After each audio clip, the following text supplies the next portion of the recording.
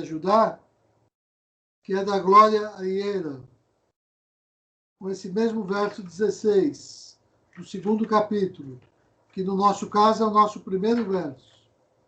Ela traduz assim, olha só. Para o inexistente, não há existência. Para o existente, não há inexistência. Mas a verdade de ambos é conhecida totalmente pelos conhecedores da verdade. Então, quando a gente olha para a nossa tradução, aí fica claro a observação da Maria Lúcia Policeni, né? Que não se fala aqui de ações proibidas, de fato, né? E você está interpretando bhava como ações necessárias, que já é uma interpretação para, como é que se diz? Para tornar a nossa disciplina palatável. Mas, na verdade, bhava não quer dizer ação necessária. Agora, quando o ser se dá, o vir a ser do mundo, se dá por meio da sua atividade. Então, dá para entender que ele quer dizer por meio das ações. Agora, não é constituído pela execução das ações proibidas. Não, proibidas aqui é a asat, que está lá embaixo. A asat, né, é aquilo que não é verdadeiro, que não é o ser, né? Então, deixa eu ver aqui como traduziu o Feuerstein, né? Asat é aquilo que não é. Essa é a tradução literal. Sat é o que é a verdade. Asat é aquilo que não é, né? Então, quando eu traduzo por execuções das ações proibidas, já é uma interpretação do nosso mestre, mas que não é a tradução literal. Mas o sentido é próximo. E é por isso que o segundo verso vai dizer, né? Transcendendo a alegria e o sofrimento, o lucro e a perda, a vitória e a derrota, prepara-te para a luta, para a ação no processo sansárico. Então, e aí ele avança. Os videntes declaram que o resultado da ação impessoal é sático, iluminativo, da ação rajásica é a dor, e o da tamásica é a ignorância. Então, como a dona Lourdinha bem disse, faz sentido e vem desenvolvendo a lógica do texto, né? Ó tu, primeiro dos Bháratas, escuta de mim qual é a tríplice natureza da felicidade, né? Então, aí ele saiu explicando, como já foi lido, né? Então, lá no verso 5º, é considerada sátrica a felicidade causada pela harmonização espiritual da mente e do intelecto. E essa imagem muito bonita, né? Que é a verdadeira felicidade é aquela que no início é amarga como fel e no final é doce como a ambrosia. Tem uma folha de necrotom, eu tenho até aqui, que quando a gente põe na boca é amarga igual fel. Continuando mastigá-la, vai ficando doce. É semelhante à ambrosia, então. E essa, qual será a mensagem? A mensagem dessa planta é essa que está aqui, né? Então, que a gente enfrenta dificuldades e se supera, alcança a bem-aventurança, que é a doçura, a Ananda. Então, exatamente isso. O caminho dos virtuosos é esse, né? Se eu quero ser um pianista, um virtuoso pianista, eu tenho que fazer muitos exercícios no início. É uma disciplina árdua e desagradável. Mas depois que eu adquiro a maestria e me torno um pianista, aí não existe nada mais agradável do que a gente tocar o piano. E a via oposta, né, é a via dos viciosos. Ou seja, quando você se usa droga, quando você se embebeda, você começa na alegria, depois termina na ressaca ou no vício, né? Então, se você exagera, né? Tudo que começa doce do início, né? Que traz prazer logo de início, lá no final isso vai ter um preço, um custo. Agora, aquilo que exige de mim esforço no início, disciplina, no final, como a senhora disse, leva a bem-aventurança. Então, esses são esses versos iniciais. Como foi Professor Rubens, importaria de ler novamente o número 1 na tradução da outra Gita? Leio. Que é... Tem duas Gitas que eu estou com elas aqui, né? Eu vou lendo do Feuerstein.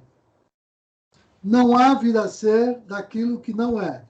Entre parênteses, Assad, que é aquilo que não é. Nem há desaparecimento daquilo que é. Entre parênteses, Sat. Além disso, o fim, a verdade de ambos, isso é visto pelos que veem a realidade. Ou seja, o nosso tradutor diz, pelos videntes dos tátuas. Quer dizer, quem é o vidente compreende, né, que o que é, né? E o que não é, jamais virá, se tornará, né? Então, na tradução lá da Glória, esse verso diz assim: para o inexistente não há existência. Porque se uma coisa não é, não tem como ela tornar-se. E para o que é, para o que já é existente, não há inexistência.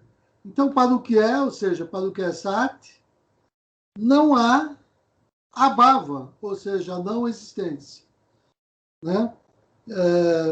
Mas a verdade de ambos é conhecida pelos conhecedores da verdade, pelos videntes dos tátuas. Então, já aí vem esse jogo sobre a essência do real, que é o que vai ser revelada para o místico em meditação, né? Ele vai saber o que é, aquilo que é e é sempre, eternamente. Sabendo que o que não é, jamais se tornará. Continua sempre sendo ilusão.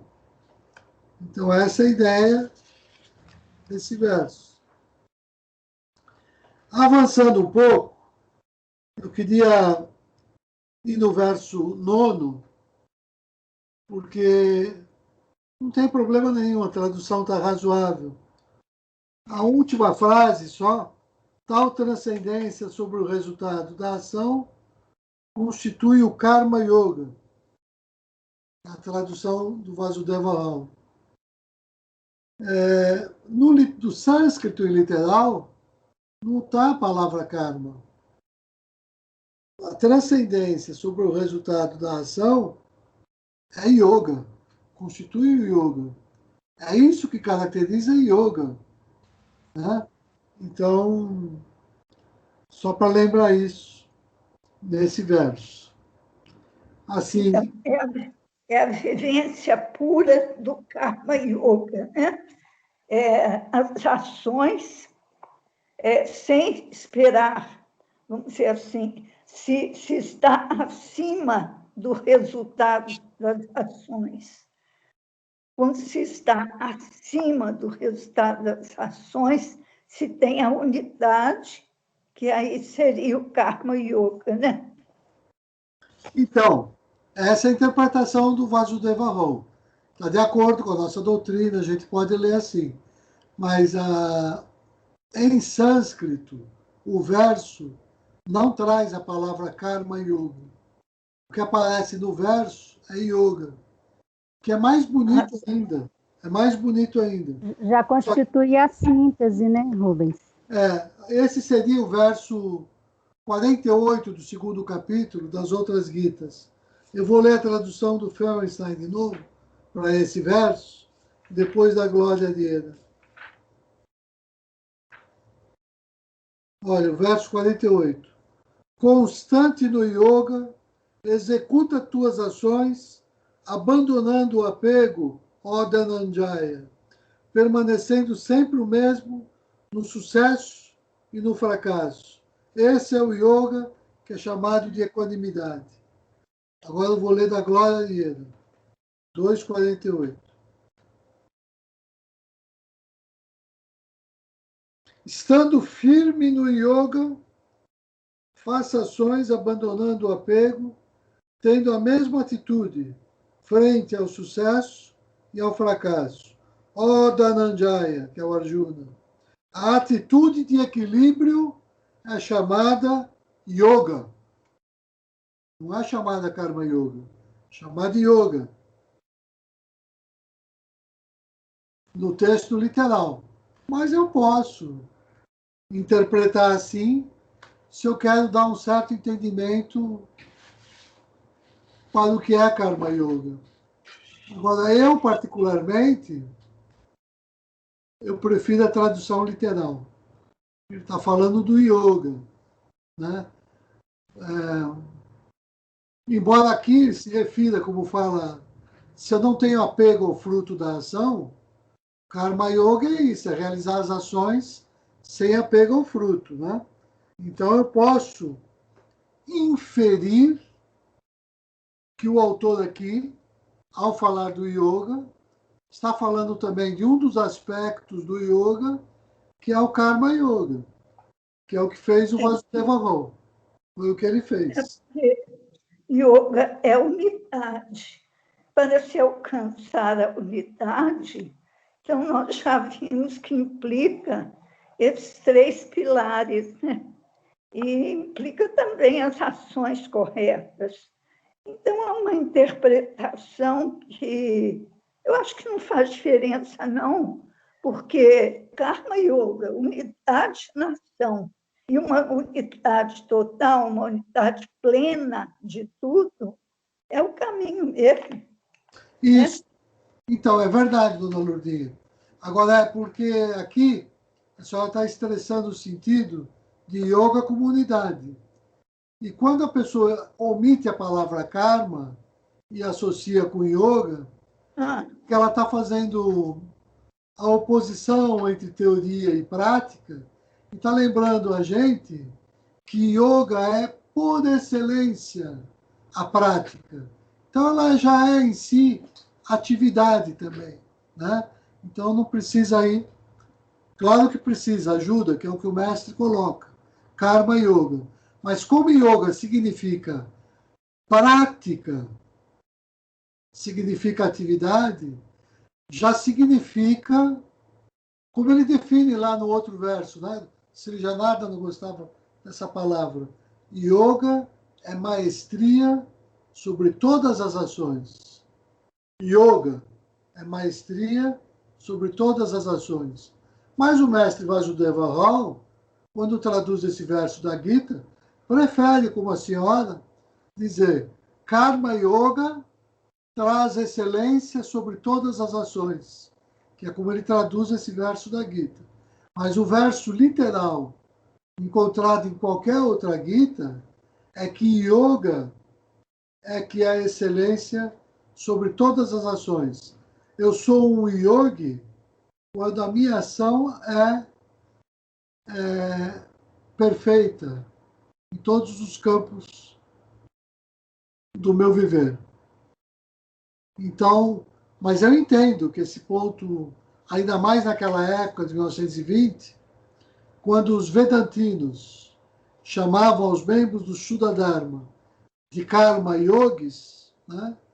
Que então, para distinguir o que é a Karma Yoga e o que vai ser o Shuddha Yoga, Vasudeva quisesse estressar que não, você chama de Karma Yoga é essa parte, mas depois vai ter a parte do Shuddha Yoga, porque ele estava dialogando os vedantinos, que nos chama todos aqueles que seguem a Gita, na verdade, de Karma Yogis. Né? Eles dizem que o Krishna ensina para Arjuna é a disciplina do Karma Yoga. Por isso que ele diz, levanta e age. Mas para nós do Shuddha Dharma, nós entendemos que o Krishna ensina para Arjuna é o puro yoga, ou seja, Shuddha puro yoga, né? Ou puro e real yoga, Shuddha Raja Yoga, né? Então, não é Karma Yoga, Shuddha Raja Yoga, que é a essência da Gita, né? Então, mas essa é uma matéria que é filosófica e a gente não precisa chegar a um consenso. Basta a gente estar atento que esses são pontos assim que merecem aprofundamento e discussão, né? E que existem vários pontos de vista sobre esses pontos. É como eu leio. A senhora gostaria de acrescentar alguma coisa, dona Lourdinha? Então, o título desse capítulo, que é muito bonito, né? Paramahansa Dharma Gita. Então, Hansa, eu sou. Então, eu sou, unifica. Nossa, mas eu sou luz. Eu sou esse princípio divino eterno, né? Esse Atma-luz. Para acima. Então, acima desse estado, acima do estado eu sou, é uma plenitude, é o samsara. Então, para mim, né, claro que existem várias formas de traduzir Paramahansa, né, que é o Supremo Hansa. E aí uma das formas de traduzir, como a senhora disse, Hansa é essa centelha divina, né, esse fragmento que é o Atma, né? Então é aquela realização suprema, né, do eu sou, como a senhora lembra. Por isso que eu disse do início, né, que Paramahansa se refere ao estado ou condição de quem obteve o domínio, o controle sobre os sentidos, porque alcançou a realização, em parte, do Atma, né? E por isso que se diz aqui que isso diz respeito a uma classe de aspirantes, inclusive conhecida como esse nome. Mas o sentido geral é isso. Paramahansa quer dizer, não sei se é uma classe aspirante, mas é quem alcançou, com certeza, essa realização. Como a senhora lembra bem. Eu concordo. Através das leis divinas. Né? Tá. Através de, como a senhora disse lá no início. É uma maneira muito bonita, né? Bhavana, que leva a karma, que leva a dhyana, que é a disciplina do Shuddha Raja Yoga. Né? Enquanto eu estou em karma, o aspecto de yoga se dá pela maestria no meu agir, na minha... Sentido de Dharma seriam as leis superiores divinas, né?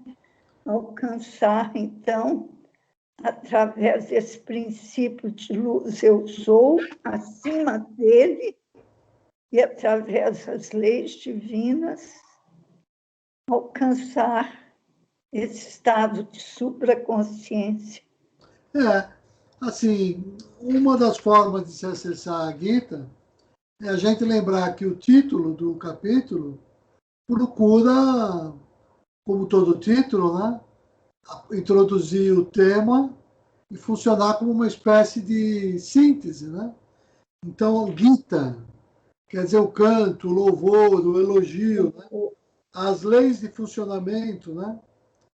Ou seja, o Dharma, as leis de funcionamento dessa realização espiritual superior, né?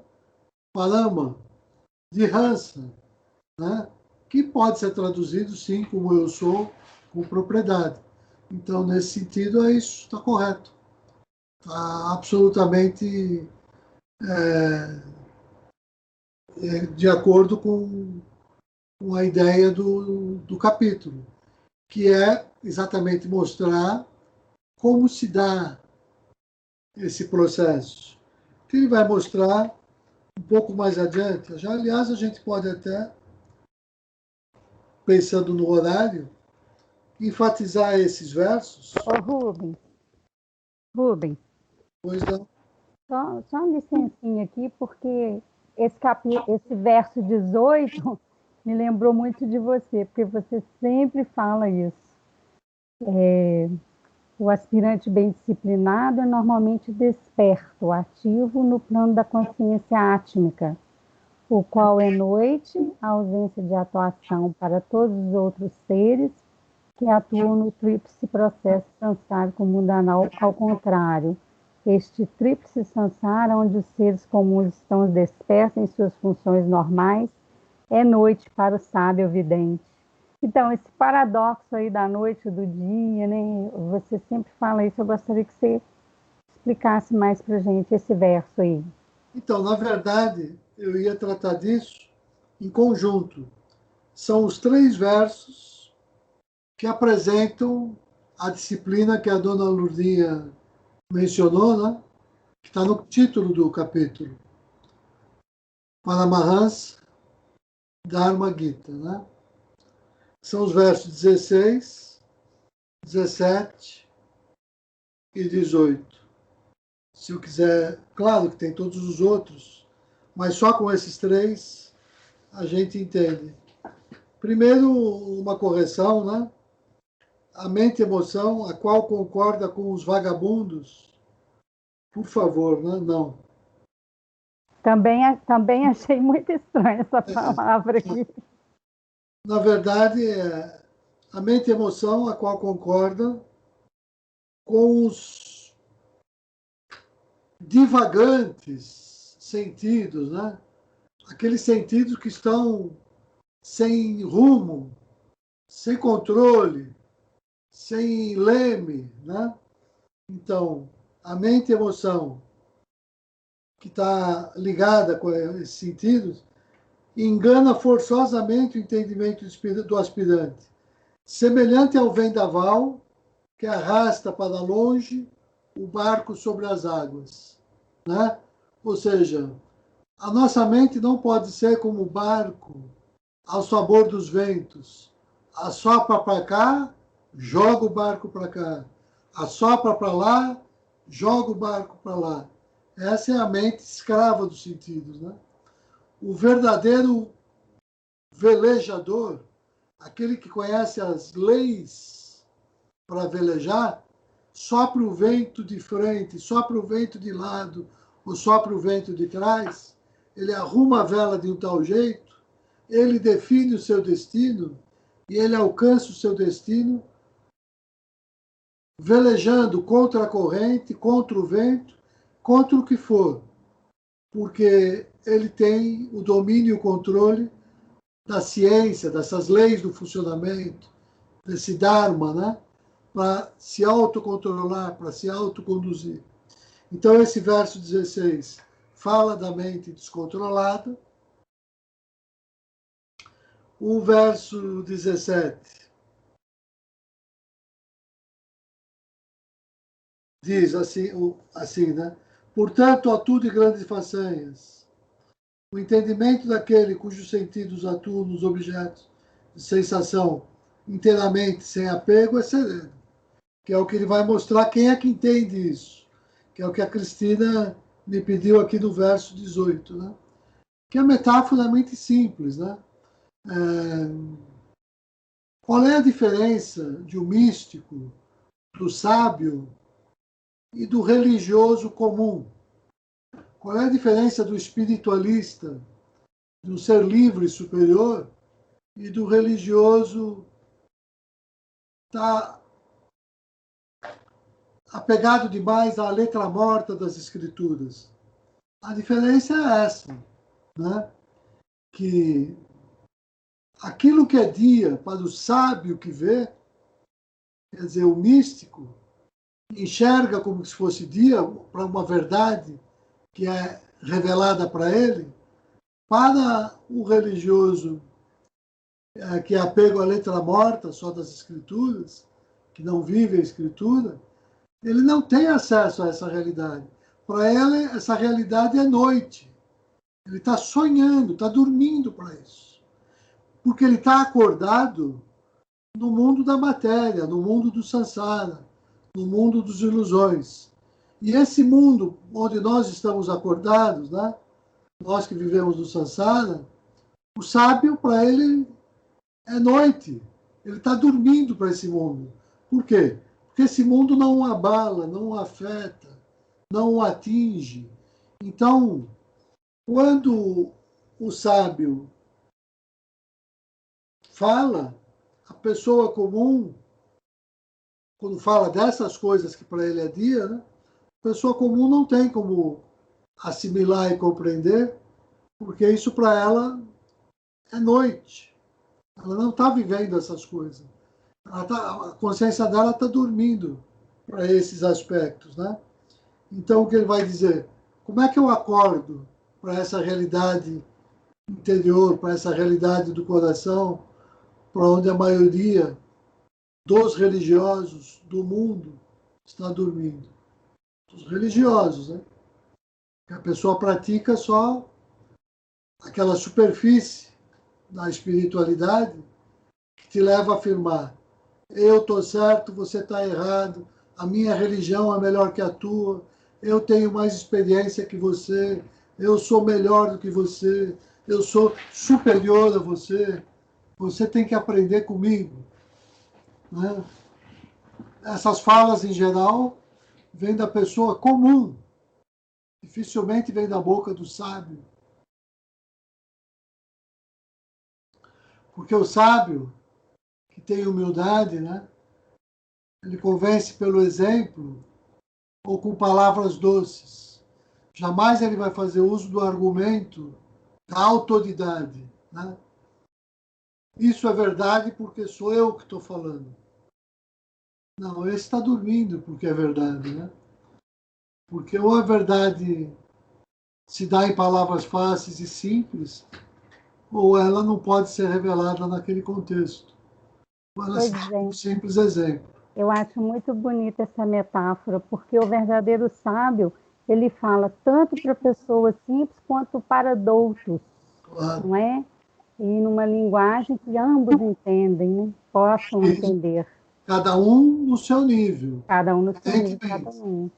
E eu sempre vi você comentar sobre esse verso, eu acho ele muito bonito. Eu acho que ele que deveria ser o principal aqui, eu acho. É que assim, o sábio tem esse cuidado. Eu lembro o exemplo de Francisco sempre, né? De ir ali no povoado de Neópolis, ali em Penedo, e naquelas regiões bem pobres, com as pessoas ainda com hábitos muito rudes, uns ainda envolvidos em pequenos crimes. E ele fala com uma sabedoria que toca o coração e coloca aquela pessoa no caminho da virtude. E fala uma mesma verdade.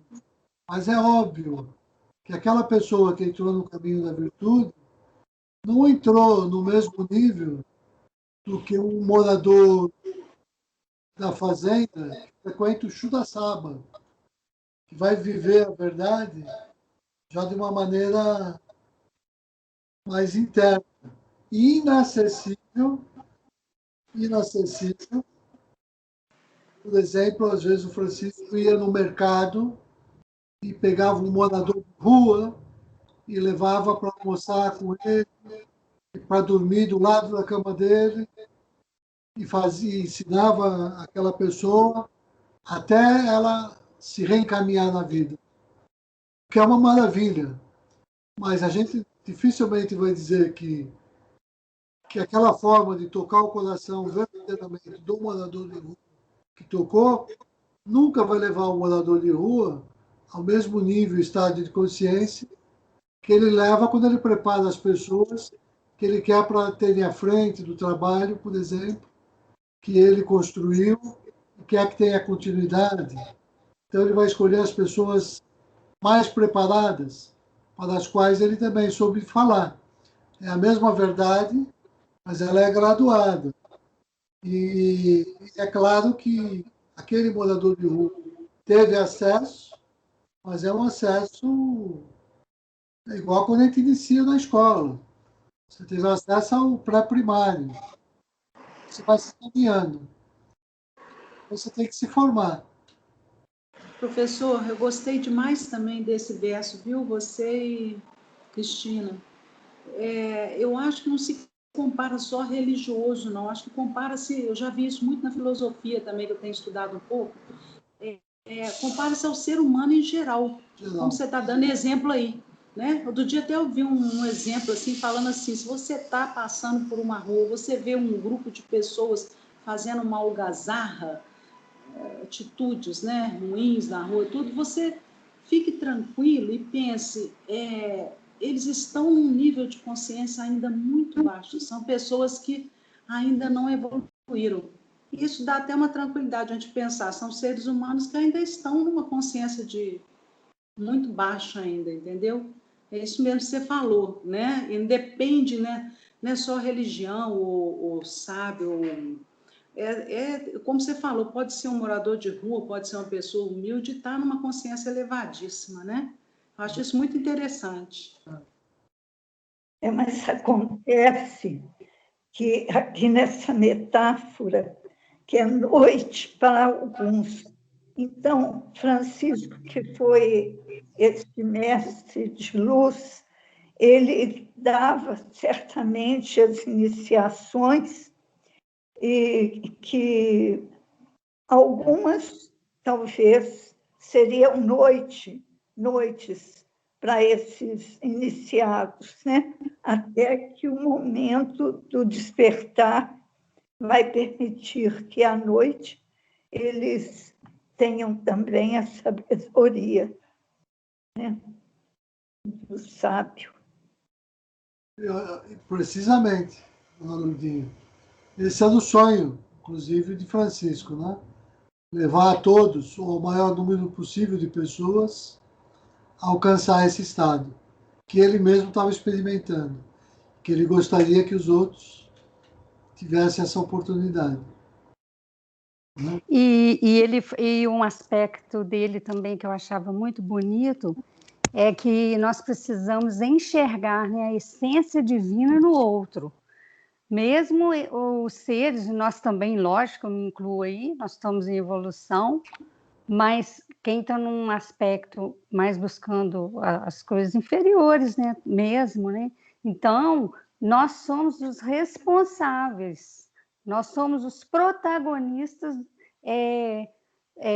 da infelicidade, às vezes, do outro, porque quando você emite um julgamento, ressalta mais os defeitos ao invés das virtudes e qualidades do outro, ou seja, deixa de ver a essência divina que o outro tem, você o empurra cada vez mais para o buraco. Né? Ele falou isso nesse último vídeo que você passou para a gente até poderia disponibilizar para o pessoal, porque é um vídeo muito forte, muito intenso, e que ele nos ensina muita coisa, né, o Rubens? Ou seja, nós precisamos ver a Brahma Shakti, a essência divina no outro ser, e não os defeitos, porque os defeitos eles estão aí, mas ele não é aquele defeito, né? Francisco sempre falava, eu estou neste mundo, mas eu não sou deste mundo. O eu sou, que a Dona Lourdinha falou no início, né? Paramahansa, o eu sou é eterno, é imperecível, né? É incorruptível, né? Enfim, essa é a nossa essência. O grande segredo do Francisco para ter sucesso no projeto Reviver, que infelizmente, né, precisa de uma Shakti gigantesca e precisou ser encerrada porque é um trabalho sobre-humano. Mas é porque Professor, Desculpa. Deixa eu só dizer essa palavrinha, porque o segredo, depois eu te passo a palavra. Desculpa, Dalila. É a Dalila. Não, eu sou que desculpa. Desculpa, termina, por favor, depois eu... Porque o grande segredo do Francisco, no projeto Reviver, era lembrar aquelas pessoas que estavam ali, né? Que vinham assim de uma vida de muitos erros, né? De vícios, de crimes, de muita violência. Ele dizia: irmão, você é luz. Irmão, Deus habita no seu coração. E esses meninos, quando ouviam isso, sentiam a verdade do que ele estava falando. Porque ele, de fato, conseguia ver que por trás daquela casca, por trás daquela aparência, havia uma criança que nessa vida foi estragada, como tantas crianças são, mas que era uma criança tão divina como qualquer outra, um espírito de luz, que estava ali só meio que apagado, meio que escondido. Mas ao dizer isso, ele fazia com que isso se manifestasse. Mas para ter autoridade para fazer isso, ele também era muito exigente, porque não é ser complacente e fechar os olhos e passar a mão na cabeça de qualquer um, que está toda hora fazendo coisa errada, e ele vai dizer, irmão, você é luz. Não. Ele diz, irmão, você é luz, mas ele é extremamente exigente no cumprimento de todos os deveres que a pessoa se propõe. Ele cobrava que a pessoa se portasse de acordo ou que entendesse que a fazenda não é o lugar dela. Você quer se recuperar ou não quer? Então não reclame dessa demonstração que é para o seu bem, né? Quando a pessoa agir errado. Depois dizer, irmão, você é luz. Agora, se a pessoa não quer, eu já escutei ele muitas vezes dizendo, olha, arrume as suas coisas e você tem até às 6 da tarde para deixar a fazenda. Pode ir para o teu quarto, arrumar as tuas coisas e ir embora. Então, o grande segredo é a pessoa ter força, autoridade e não deixar virar uma bagunça também. Porque com pessoas mais simples, se você não deixa muito claro que o comportamento antigo delas tem que ser modificado, ela em pouco tempo impõe aquele comportamento para toda a fazenda. E daqui a pouco, olha como chegou a acontecer numa fase onde Francisco se ausentou e eram outras pessoas ali que procuravam tomar conta do trabalho e não conseguiam. Passou uma semana, era o pessoal indo para a marcenaria, afinar a ponta de madeira para fazer faca, para esconder embaixo da cama, para um se proteger e mostrar a sua força e seu poder, ameaçando na ponta da faca. Até Francisco chegar, e a simples presença de Francisco, fazer todo mundo se envergonhar e começar a chorar. Mas aí precisa alguém de luz para fazer isso. Não adianta uma pessoa comum, que se acha que tem luz, fazer isso. Porque ainda corre o risco dela mesmo ser vítima dessa pessoa que ainda não se corrigiu. Então, esse é o... Desculpa, a dona Lurdinha quer falar e também a Dalila, né? Então, acho que a Dalila depois a dona Lurdinha. O professor, eu só quero agradecer, porque eu tinha tanta dúvida até você esclarecer essa parte aí. Porque eu acho que é isso mesmo. Só uma pessoa assim, de muita luz, ela tem tanta segurança. Porque eu me sinto assim, muito no início do estudo do caminho da luz. Eu já acho que a minha responsabilidade é grande. Então, na minha responsabilidade, num caminho de busca, eu tenho muita dúvida. Se eu, por exemplo, nego uma ajuda na rua, se eu estimulo a pessoa, isso no meu dia a dia é um motivo de muita e muita dúvida pela responsabilidade do que eu estou aprendendo, o que é um caminho de luz. Eu concordo totalmente, tenho essa mesma dificuldade e em cada momento eu faço esse mesmo questionamento. O único critério que eu tenho para decidir, para às vezes ajudar e às vezes dizer um não, é esse que a gente tem vindo do coração. se a gente está sendo tocado por uma vontade maior de corrigir, né? E ajudar, por amor, né? Às vezes é o não e às vezes é o sim que corrige.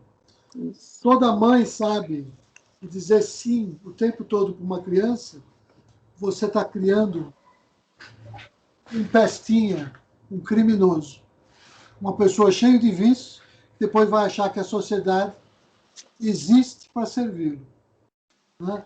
Então, Exato. é muito perigoso atender capricho e só dizer sim. Às vezes, a verdadeira disciplina, o verdadeiro amor, é a pessoa até se sentir machucado, mas falar, não, eu faço isso porque é para o bem do meu filho. Eu não quero que ela vire um frouxo nesse mundo, uma pessoa viciada, uma pessoa mal acostumada, né? Então, o bom não é o bonzinho. O bonzinho, pelo contrário, o bonzinho às vezes é mau. Uhum. Ele quer agradar o tempo todo. E não existe nada pior, a não ser para o político, né? Se a pessoa quiser fazer carreira política, aí agradar o tempo todo é bom, porque vai vencer as eleições. Muito obrigada. A Maria Lúcia e a Solange estão com a mãozinha em pé, levantada. A dona Lourdinha antes, acho que era a dona Lourdinha primeiro. Não. Eu queria só reiterar da Lila. Eu, pelo menos, estou nessa mesma situação de quanta coisa que a gente precisa alinhar e estar nesse estado de verdade, de acordo com aquilo que nós estamos aprendendo. Eu acho que, pelo menos assim, não criar uma situação de, ai, meu Deus, eu estou longe disso. Não, nós somos frágeis e só temos que agradecer pelo que estamos, assim, despertando essa luz no caminho. Mas as dificuldades estão aí. Talvez muitas reencarnações, né? Pelo menos, vamos precisar para estar nesse estado de santidade, de luz. Mas aqui no capítulo seguinte, que fala que estar-se desapegado aos frutos das ações não é o suficiente para alcançar o discernimento átmico, né? Então, é preciso muito mais, além de se estar desapegado aos frutos das ações. O discernimento átmico vai, vamos dizer, vai exigir de nós, a unidade, né, de tudo.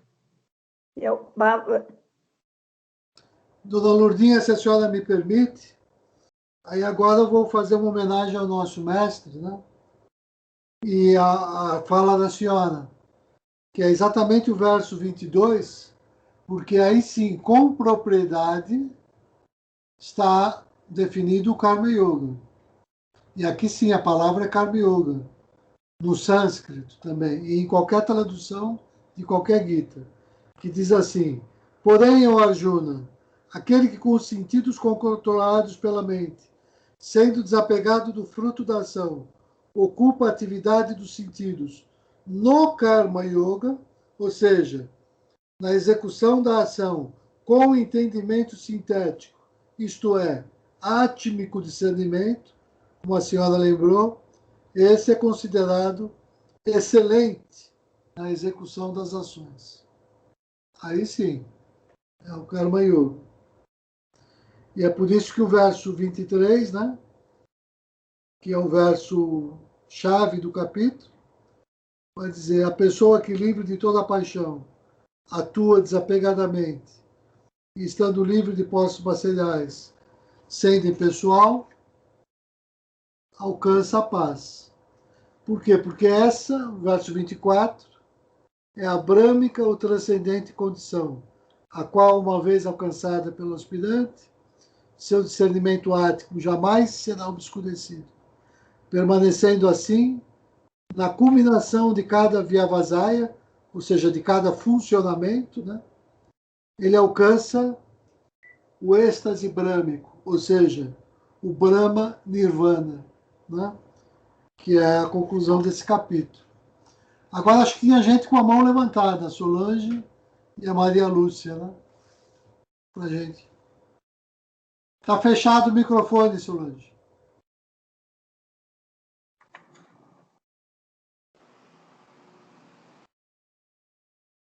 Fechado.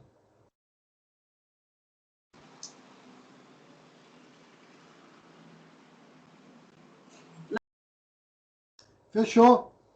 Você abriu e fechou na hora de falar. Cristina, abre, Cristina. Não tem como eu abrir, só consigo Agora. fechar. Solange, Eu consigo, mas ele fecha sozinho. Vocês estão me ouvindo? perfeitamente. Sim. Não, mas na verdade essa mãozinha aí, você desculpa que eu coloquei sem querer, não era para colocar, não. Mas eu vou só falar uma coisinha para terminar. Que esse capítulo é muito ligado à paz, né? Igual esse versículo aí que é o Coringa, estando livre de posses materiais, sendo impessoal, alcança a paz. Eu ouvi um vídeo da uma professora de filosofia sobre a paz, que eu gostei muito. E ela fala muita coisa até que está aqui nesse capítulo. Tem a ver. Mas tem um mantrazinho que ela ensina que eu achei bonito, eu vou dividir com vocês. Quando a pessoa alcança esse estado, né, de supraconsciência, né, esse estado que a gente comentou, então ela diz assim: nada me roubará a mim mesmo. É um mantrazinho. Quando a gente está até buscando isso, nada me roubará a mim mesmo. Eu procurei decorar, estou dividindo com vocês, tá? É só isso.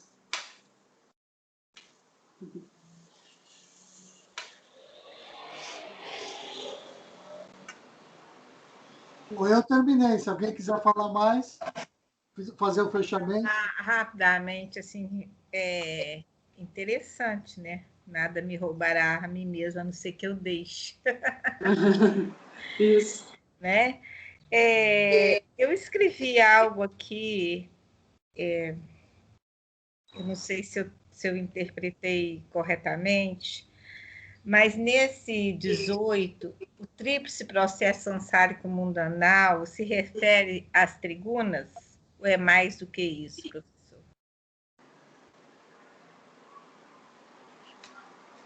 Só para eu poder ver se eu estou no caminho aí.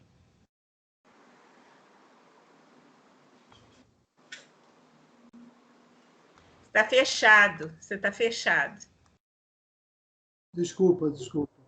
Às vezes eu também fico em dúvida, porque eu já vi essa referência, tanto aos 3 gunas, como aos processos de Jnana, Bhakti e Karma, né? São os 3 aspectos, as nossas 3 faculdades. Faz parte do triplo processo. A nossa atividade se dá aqui, na verdade, os 3 gunas se relacionam em relação com esses 3 aspectos. Mas é uma pergunta que, sinceramente, também tenho dúvida. Eu não tenho certeza. Quando refere assim, eu queria saber, no texto dos mestres, quando eles utilizaram isso, em que contexto foi, né? Para ajudar aqui, nesse verso, qual é o verso? É o verso... Qual é o verso?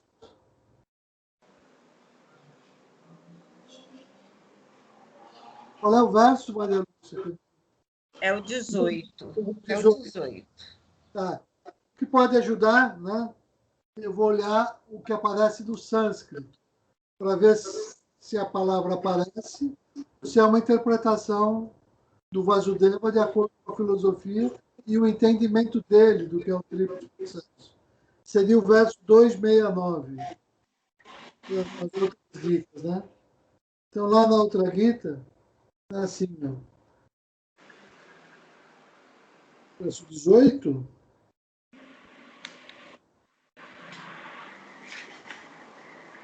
Deixa eu ver se aparece a palavra.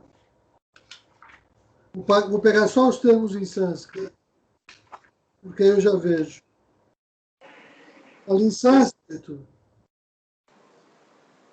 noite é Nisha, Sarva Bhutanã, né? Todos os seres. Jagarti, está desperto. Samyami, controlado. Todos os seres. Na verdade, essa expressão não aparece na Gita. Então, por isso que fica mais difícil ainda para mim dizer, entender o que é que Vasudeva quis dizer. Tem a ver com o entendimento dele de usar essa expressão. Eu teria que ver nos artigos dos mestres. E eu não lembro. Não lembro, porque eu já vi com os dois contextos. Ok. E de processo de Gnana Bhakti Karma. Mas é a interpretação dele. A Gita nem fala disso. Uhum. Tá. Aí eu escrevi algo aqui da minha compreensão, que eu queria também que você, né, me ajudasse aí. Dentro desse capítulo, desse sloka, em relação a outros, né, que estão relacionados no capítulo. Aí eu escrevi assim: o aspirante bem disciplinado é bhava, ação que vai tornar-se, que vai tornar a ser na consciência átmica. Esta consciência átmica é a bhava, não é para aqueles que atuam influenciado pelas trigunas. Estas não existem para o vidente. Ele, através do domínio do controle dos sentidos, alcança, acima da centelha divina, o vir a ser, a união, a paz. Acima da centelha divina é um pouco demais, né? Vamos dizer assim. É o próprio. Eu acho que na Mas quando você mas quando o para vou colocar o Parahamsa, não é isso? Não é a união, né? Quando você consegue transcender a sua própria essência?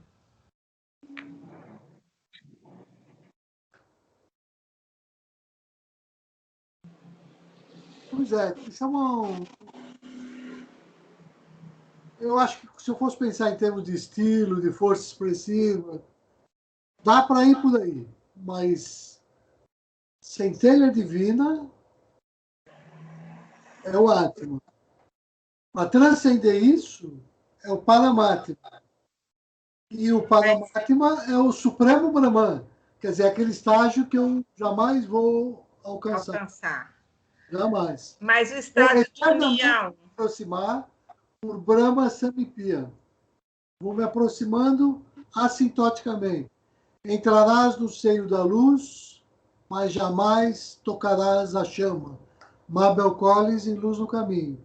É um processo assintótico, né? Então, e a transcendência do processo samsárico mundano? Aí eu vou ficar com a Solange, né? São as palavras da filosofia. O que é transcender, né? O que é transcender? Por exemplo, o que é transcender as trigunas? Eu não sei. Porque tudo que a Gita ensina é que a gente seja sátivico, que é uma das gunas. Mas depois, existe a transcendência sobre sátiva. O que é a transcendência sobre sátiva?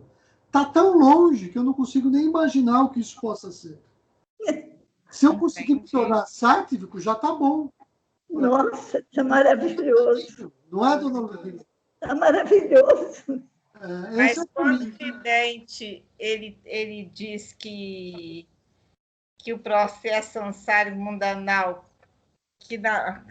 vou me dar o luxo de interpretar, assim, mas que na minha compreensão estaria ligado aos slokas que falam das trigunas, quando ele diz que é noite, é que é a bhava, que não é para ele.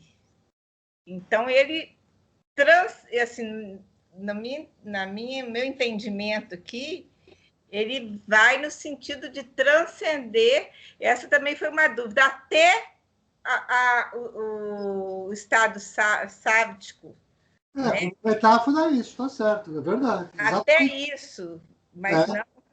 Essa é real. Esse é o ponto. Mas aí eu acho que também essa ação, enquanto você entende que ela é um tornar-se a ser, ela nunca vai ser propriamente. Esse é o Brahma Samhita. Entendi.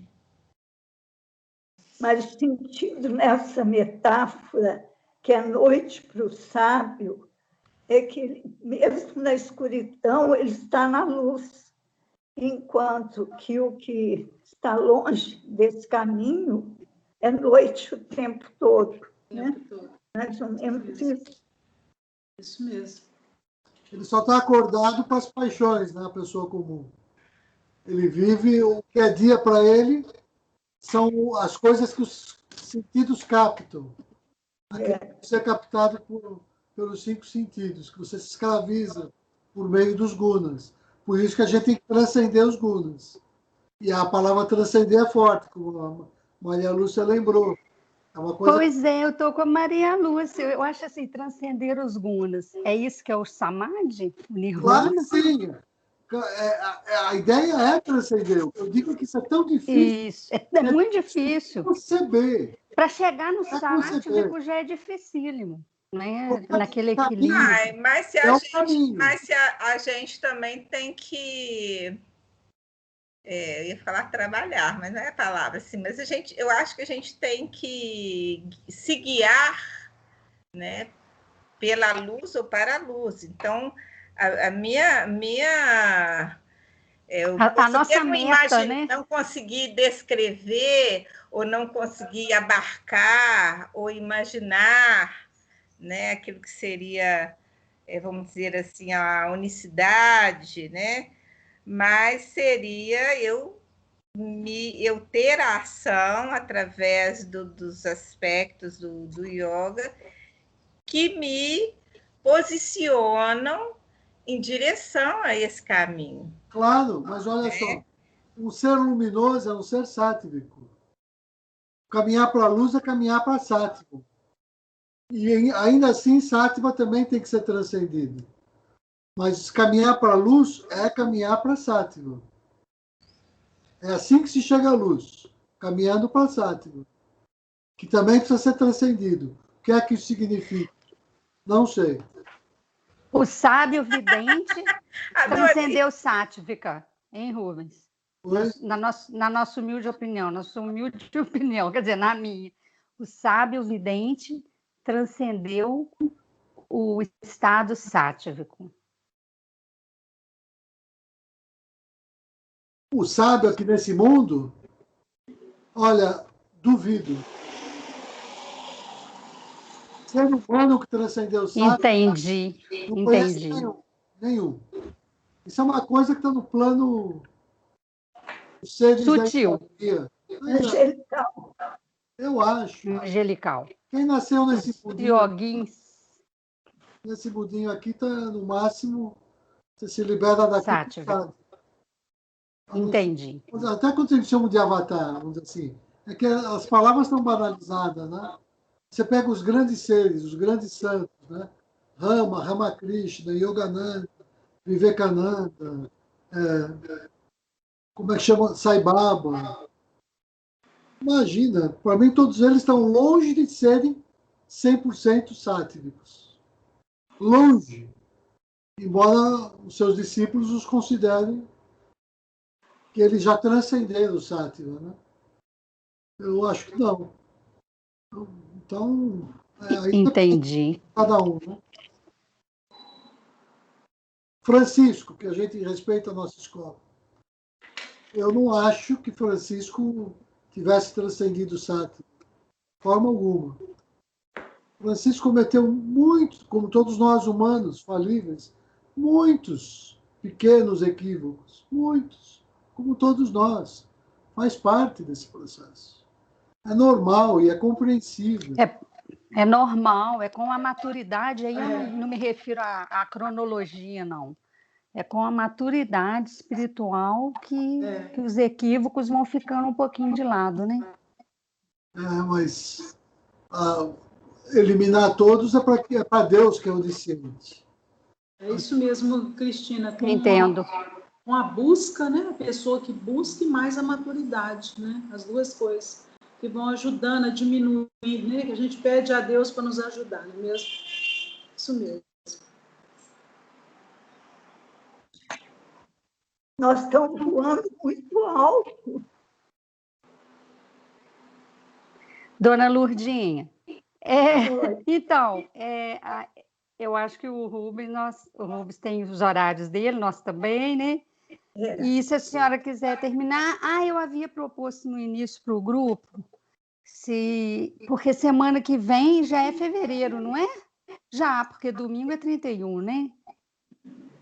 Então, aí eu havia proposto para o grupo, nós estudaríamos o Gita de 15 em 15 dias com o Rubens e nas outras segundas-feiras a senhora dava a técnica do yoga, o pranayama. O que a senhora acha? Mas aí a Maria Lúcia deu uma ideia também, que poderia ser vocês estudarem sem o Rubens na quarta. E segunda-feira, uma vez sim, outra não, a senhora dava a prática do yoga e de 15 em 15 dias o Rubens dava o estudo da Gita. O que a senhora acha? Maria Lúcia, eu penso que a gente não deve interromper, ainda que muitas coisas a gente não alcance, mas numa outra oportunidade a gente pode tirar dúvidas, que nós devíamos continuar o estudo na segunda.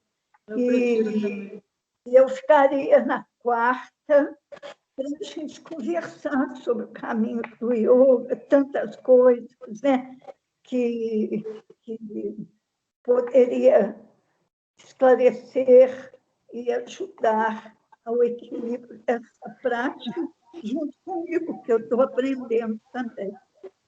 Então, tá ótimo, dona Lurdinha. Se a senhora puder fazer o fechamento, então... mais alguém quer falar? Rô, Verônica, Dalila? Então, Cristina, fica na segunda para o Gita, na mesma Isso. E a quarta, fazer os pranayama. Quarta com a dona Lurdinha. Infelizmente, na quarta eu não posso eu também não participar, mas aí a dona vocês gravam para a gente, por favor. Pode deixar. Então, estamos combinados. Segunda que vem, estuda a Gita. Na quarta, a dona Lurdinha com a técnica do yoga. Dona Lurdinha, se a senhora puder, por gentileza, fazer o encerramento. Gratidão, namastê a todos. Gratidão, namastê para todos. Vocês já conhecem aquela oração, aquela afirmação do tibetano, né? Que é muito linda, onde a gente vai transpor as palavras que vamos afirmando. De um ponto de luz da mente de Deus, flua a luz à mente dos homens, que a luz desça à terra. De um ponto de amor do coração do Pai, flua o amor ao coração dos homens, que o Cristo retorne à terra. De um ponto onde a vontade de Deus é conhecida, a mesma vontade que os mestres conhecem e ensinam, flua a vontade forte à mente e ao coração dos homens, e que a paz se estabeleça na terra. Que a paz se estabeleça na terra, que a paz se estabeleça na terra. Amém. Namastê. Amém, namastê. Namastê. Gratidão a todos. Gratidão, Rô. Até a próxima. Agradeço a todos.